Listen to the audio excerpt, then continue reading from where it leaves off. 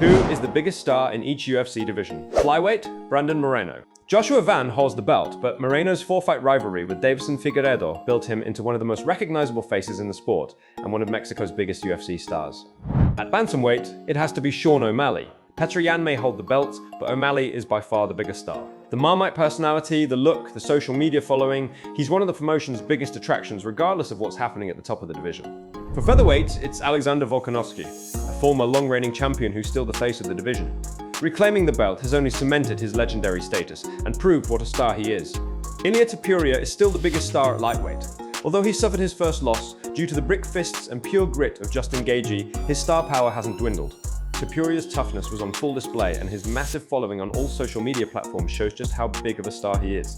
At welterweight, it's Islam Makhachev, and it's not particularly close. The former lightweight king, now welterweight champion, is one of the biggest stars in the entire promotion, and breaking Anderson Silva's win streak record has only cemented that further.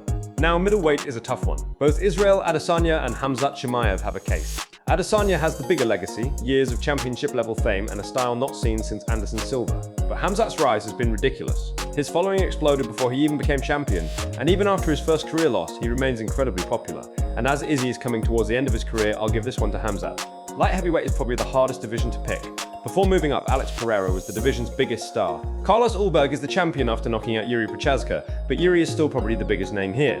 His wacky personality and all-action fight style makes him a clear fan favorite. And finally, heavyweight has got to be Alex Pereira. While Tom Aspinall may be champion, and Pereira's own bid for an interim title ended in a loss to Cyril Gane, his star power is still on another level to anyone else in the division.